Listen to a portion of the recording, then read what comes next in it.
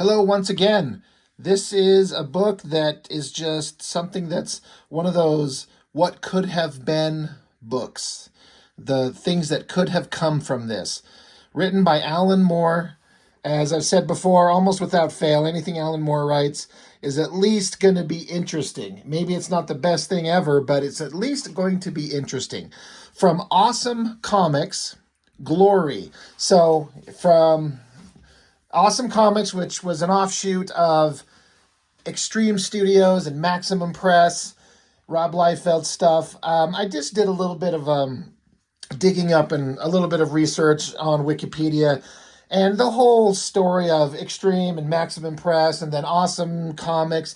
It's very convoluted, and I thought about trying to explain it a little bit, but then I decided I don't give a shit. Who cares? You know, Liefeld will go on and on about it all the time and talk about all the amazing things that he did. And there's a lot of controversy and all kinds of interesting stuff. But all I'm really interested in is the work. And Glory was a character that Liefeld had introduced way back in his early comics, who's basically just Wonder Woman. And was always done really, really badly. It's like he makes no bones about Supreme is Superman and Glory is Wonder Woman. Right, but you did such a shit version of him.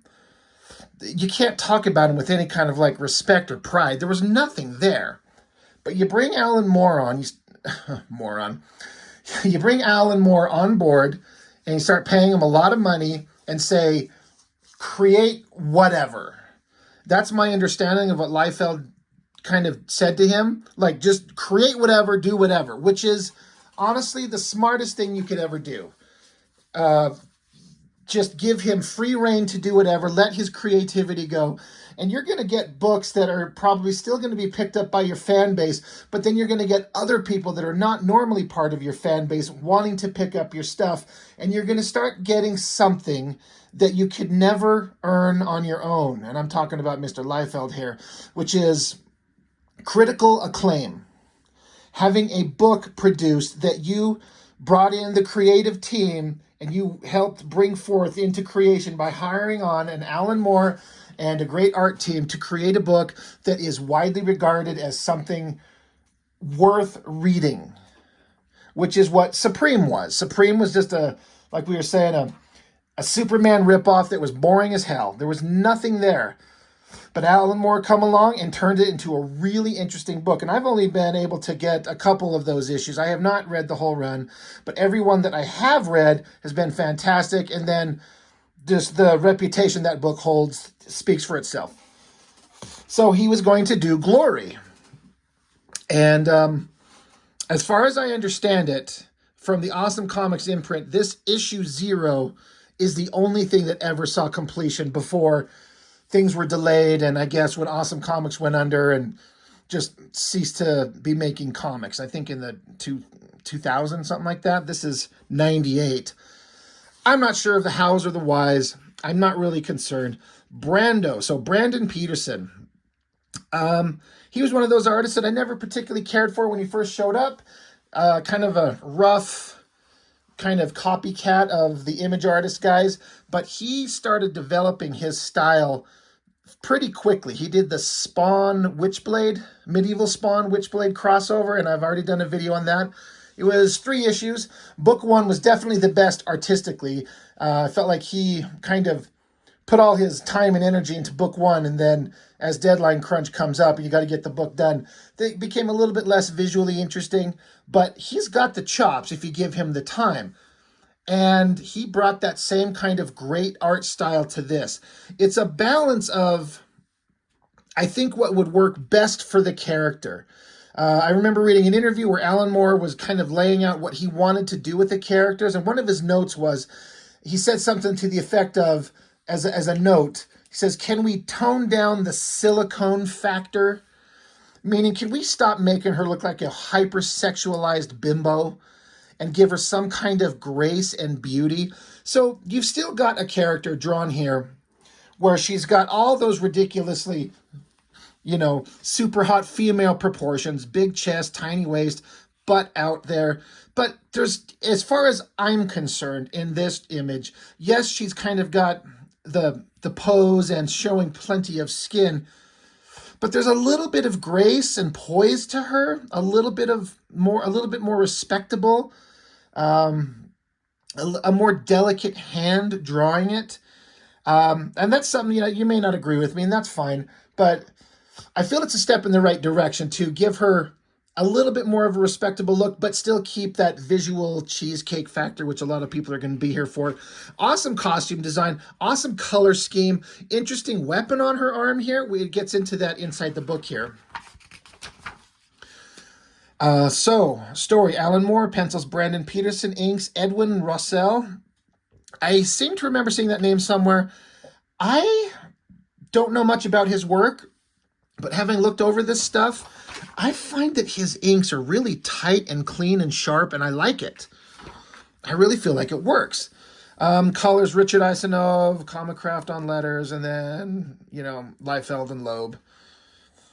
They're in charge. They made it. So the interesting thing about this is I wish I knew what it would be like to be Alan Moore and be in his brain. Sometimes I feel like he can write stuff just to shit something out for a paycheck.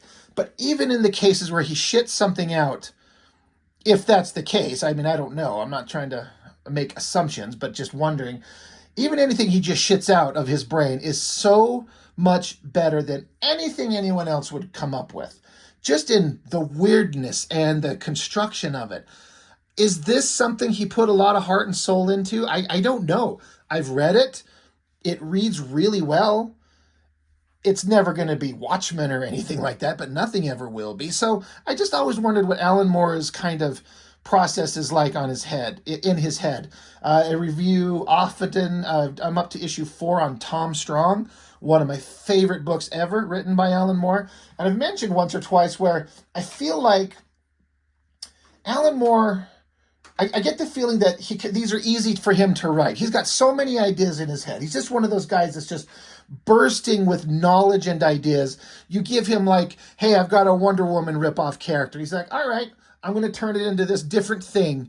And he's just going to spill out his ideas onto the page. And whatever that looks like, it's going to be pretty damn interesting. Starting here, you've got this woman, like a waitress at a diner, kind of pretty but kind of frumpy, kind of a standard everyday setting. But the text is, it's interesting already. She said it's her thinking, saying it's Monday, May 25th, 1998. I think it's 1998 or 1988, 19-something-8 anyway. I'm working at Phoebe's Diner, but I'm also a demigoddess who is beautiful and will live forever. No, really. Mortality is wonderful. There's so much going on all the time. For instance, today I have something called cystitis? I'm not sure if I'm saying that right, which really hurts. It's amazing. Also, I'm in something called a bad mood. Everything's so new. And people's faces, I'm in awe of them on Thule, or Thule. Is that how you say that? Thule? Where I come from, there are no ugly faces, no fat faces, no heartbroken faces. The richness and extraordinary difference of you all, it's overwhelming. I asked the lady Celine to incarnate me into a human woman. She picked a 30-year-old waitress called Gloria West. Gloria has something called schizophrenia. Right now, she thinks she's making me up. As Gloria, I have a little apartment and this job, both of which I love. The only problem is that my mother keeps calling me at work. Not Gloria's mother. She died. My mother. It's my own fault I shouldn't have picked a place that's right in my mother's back garden. Of course, everywhere is in my mother's back garden. And then you hear a voice saying, Gloria. So instantly, it's an interesting concept of what's going on, but you're instantly kind of put into a position of being confused. She's flat out admitting she's got schizophrenia and she thinks she's making it up. But she's saying that that's a gift that's been given to her from her demigoddess mother because she wants to live as a human. So is it true? Is it not? It makes you wonder. Already, there's so much kind of simple brilliance written into this. I think writers all over the place would just struggle to, in just a couple of panels and a couple of paragraphs, infuse so many ideas and possibilities into just a few short phrases. So anyway, Glory, she looks off to the side. She says her mother's calling her. So it turns into we got to tip the page here. And then here she is in her world, and then here's her mother on this, it's basically Wonder Woman, so this is Wonder Woman's mother, so Themyscira. But, look at the text. As she says Gloriana, as the text is in the real world, it's in the black and white, but when it crosses into her world, the text boxes are giving a different font and a color scheme. You know that's something that Alan Moore specifically said, we need to do this. Alan Moore's famous for his long scripts going into heavy detail about all kinds of stuff. But what an interesting idea. They're like looking at each other from across dimensions or realities or schizophrenic, insane brain problems. Who knows? Glory and the Gates of Tears, or the Gate of Tears. Love the font and the artwork by Brandon Peterson. He is putting everything he's got. I feel like he's putting his heart and soul into this. You'd have to. When you get to draw a book that's written by Alan Moore, you better bring your goddamn A game. And I feel like Brandon Peterson absolutely did. So then it cuts over here. Here's another little skinny panel. And the figure here is a continuous figure, but as she travels from panel 1 to panel 2, she crosses dimensions. And suddenly she's in this outfit that we've seen on the cover. And she's saying, Mother, how can I truly experience human existence if I have to keep stepping out? Sometimes you treat me like I'm still 400 years old. Her mother says, oh, no. Oh, do not be angry, daughter. You are nowhere near so pretty when you're angry. I thought we could walk in the great garden. So Glory says, Mother, the great garden is just how your physical universe looks from up here on the symbol level. I wanted to see how a human sees it, not as a goddess.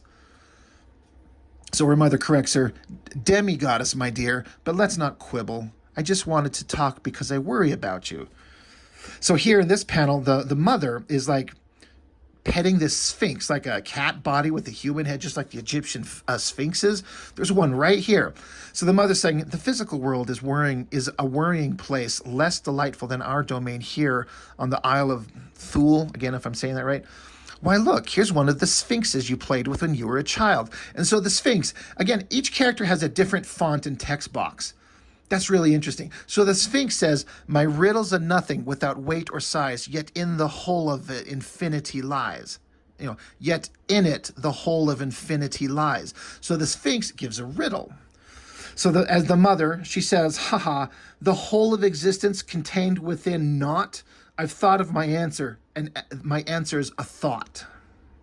Be on your way, my little one. And the sphinx walks off. So Alan Moore just throws in a little sphinx and a little riddle with rhymes. I would never be able to come up with that. I don't know if it comes from somewhere, if this is just Alan Moore's brain just throwing out interesting ideas here.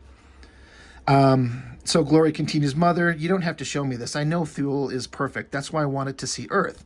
I've been there before, remember? And again, I love the drawing here, the way that Brandon Peterson does all these shadows and highlights in the her chest plate and her body, the stomach muscles, and then this really nice, tight, fine inking. I think it looks great. Brandon Peterson is brilliant. The coloring looks amazing. The drawings are great. But Glory's saying, I've been there before, remember, on Earth. So now we get another side page spread. Now this one, this is another, again, I'm going to talk about the art first. It's basically the same thing I was saying on the previous page with the character, this outfit and the inking and the shading on it. The design of this body kind of covering, but then these I don't know, these strappy designs coming around her hips that line the body, the arms, the long kind of dress, the thigh-high boots, the cape. It's such a great design. And they go out of their way to show Glory in all her other bullshit outfits that were in the Rob Liefeld comics. This silly one here, this silly one there, that they did a whole bunch of issues on, that are so much less imaginative than the one that Brandon Peterson's designed here. So the story continues with Glory just kind of giving us a basic rundown. This is how we're kind of putting this new version of the character and connecting it to the version that's existed in the Rob Liefeld comics that came before. She's saying, you took me there yourself to Earth when Earth and I were young. Later, I had adventures there, but never visited for long until Earth's 1940s, because we've seen her fighting with Mighty Man and Die Hard in World War II. She says, I remember it was during one of their wars I was regarded as a mighty champion, just one of many. Suddenly it was 1950, my fellow champions had mostly retired, and I solved mysteries along with several human schoolgirls called the Danger Damsels. It was amusing, but I was glad it only lasted a moment before the 1960s arrived. Those were colorful times. Heroes thrived again. There was always something happening. To my immortal eye, it changed so quickly, but by 1970, there were suddenly all these issues that needed dealing with. The environment, your kingdom seemed endangered, and humans kept hurting themselves and each other with drugs, violence, and bigotry. I tried especially to understand the plight of women, but as an immortal, it all flickers by all too quickly to understand anything. I wanted for a while to be in your material world as a human when I am not being a demigoddess. So her mother says, I see, so I must share both my daughters with the lower spheres. And then you see a voice off panel say, mother, sister, over here. So anyway, just kind of given a basic rundown in a couple bits of dialogue explaining the previous existences of glory, plus I think adding things that were never there before this. In the 50s, she solved mysteries along several human schoolgirls called the Danger Damsels. That wasn't in any Rob Liefeld comic, was it? I mean, somebody correct me. It sounds totally like an Alan Moore creation. So it's like he's taken everything that's existed, keeping it in there, and then throwing in new stuff and explaining that she's such an immortal goddess. The human existence passes so fast, she just can't get a grasp on it and understand it. It's all too flickering and too quick.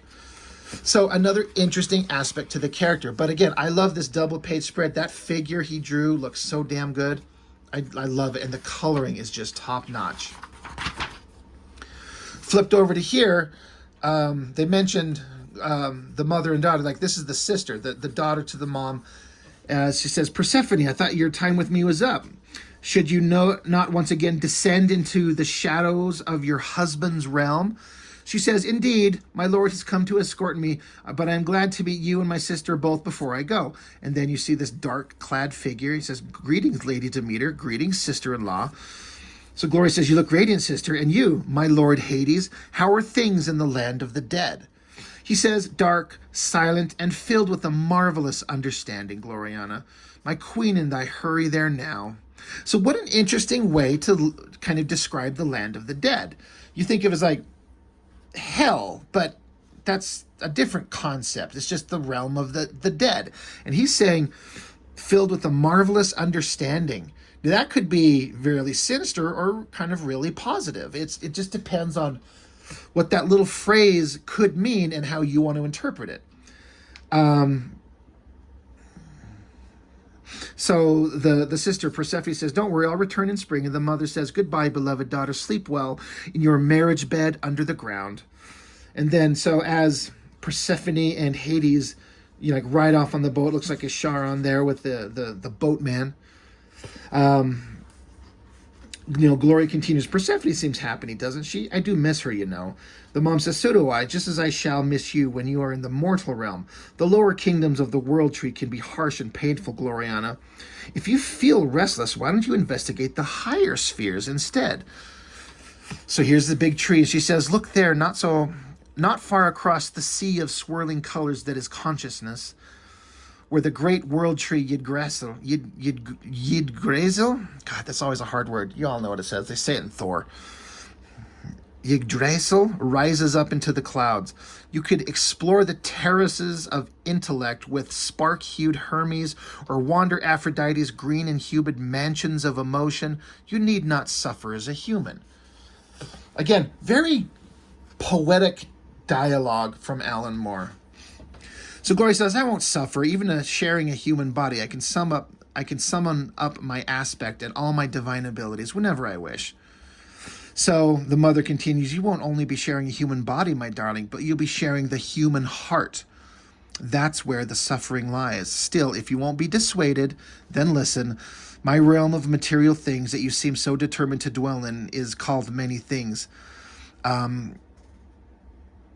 she goes on a little bit here about just kind of explaining existence for her, but she says, "No, know then that my realm has another name.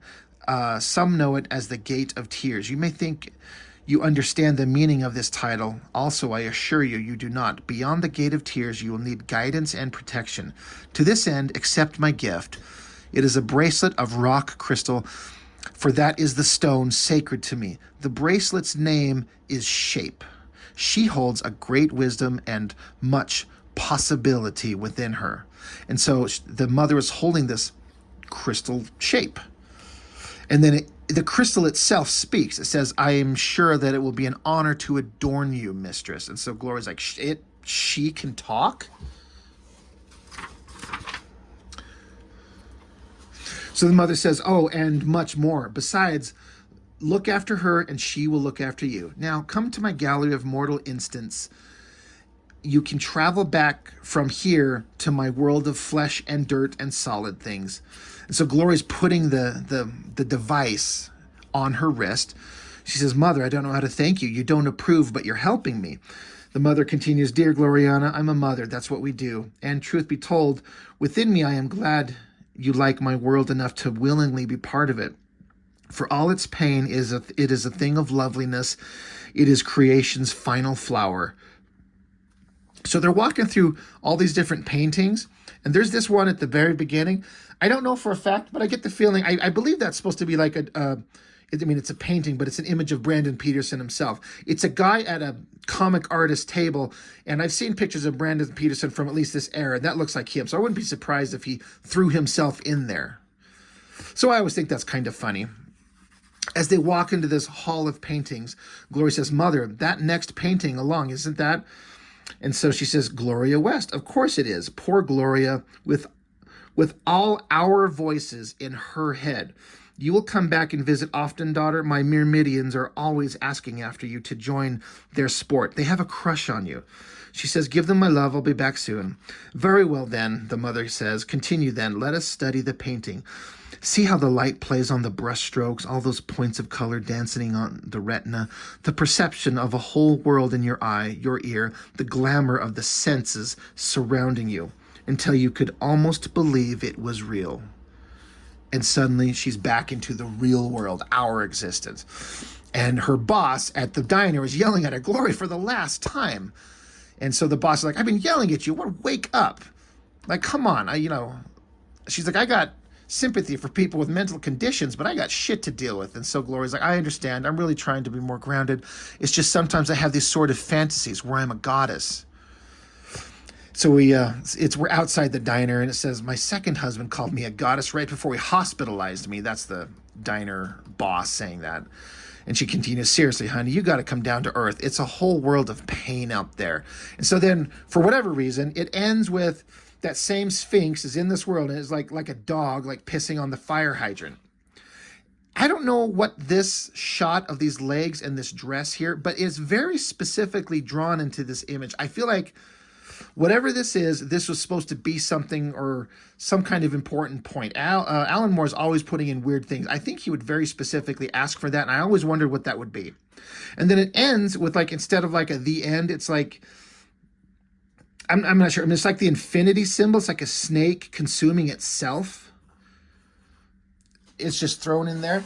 And that's the story. Just like, so it's an issue 0. It's like it's an introduction to a new version of this Glory character, which was profoundly boring all up in any other incarnation, in my opinion, before they did this. And I remember reading this thing going, this sounds really cool. I can't wait to get to read this. And unfortunately, as far as I know, it never got to be done. I did read on Wikipedia that some years later in Arcade Comics, which I think was another Liefeld thing, it did see print a couple issues, maybe, but were they the Alan Moore stories or was something else? I know there was another completely revamped version some years ago that didn't look anything like this. But another great, like, bonus poster, you know, kind of not a bad side view of the face. But once again, a powerful, awesome female figure. Great inking. Love the costume design. I like this sword. It's that crystal, that shape device, like it can form different weapons. So it looks like a giant, almost like a Scottish claymore, right? Isn't that what that kind of looks like it would be? Such a giant long blade, but it's that red crystal weapon. And on the cover, as we see, it's like it formed like a crystal arm gauntlet and a big giant sword there. So it's like its name is Shape. So what can it do? It can assume different shapes. So great drawing. Love the colors on it, especially kind of like the awesome dancing hues in the cape here. There's some costume designs coming up here in the next pages where you see Brandon Peterson doing some rough sketches and working out ideas. Gold trim, see-through ruby red, see-through on the shoulders and the stomach area, which is not a design option that they kept. They went for something that covered her up a little more, but you can see them working out the details of the outfit. I always like seeing this type of stuff. Here's a more refined version. It says, going for a kind of Art Nouveau meets Kirby feel. Gold cape, regal, and lots of cool reflections. It says a little arrow pointing to the headdress. It says, hey, Rob, here's your headdress you wanted. Glory design, February 10th of 98 by Brandon Peterson. Has to emphasize beauty, power, and grace, which it does. Red color with gold piping similar to past designs. And then down here at the bottom it says, is she enough of a babe? So I think that's great. And here's another design for Gloria's mother. Again, just working out awesome designs. It looks great. And then a villain, Lilith, of course. You know, it says night colors, pale skin, purples, blues, white bony stuff, always a big crowd pleaser. Horns are part of the headdress, pointed ears and brow for a non-human look. Long hair trails down the back. So kind of like a standard looking villain. It's good. But under Alan Moore's writing, I bet she would have been very interesting. And then a character, you know, sensitive yet streetwise, was going to be a bohemian poet type love interest. Unfortunately, we never got to see any of that. So a couple other things from Awesome. A Coven Rejects crossover. Kaboom. The Allies. Supreme. Interesting thing about Supreme, The Return, is that there's several pages, and when I say several, I mean it's more than just 2 or 3, black and white pages drawn by Chris Sprouse of a Supreme book, which I don't know ever saw print. Somebody can maybe correct me of this, the Supreme, The Return, because he was doing it through, was it Extreme or Maximum Press, and then he jumped everything over to Awesome Comics. So did that ever see print? But these black and white pages from Chris Sprouse are just beautiful. He's so good, so clean, so precise. This type of stuff is what really fascinated me as a kid because, again, I was trying to draw comics and getting to see the work in the black and white. This is great stuff. So it's nice to see all this put in here. And again, I don't know if it was ever made into an actual book. And then it's funny because it jumps over in the back, Supreme versus the Coven, which was an Ian Churchill book, which I did like, and I'm pretty sure all of them.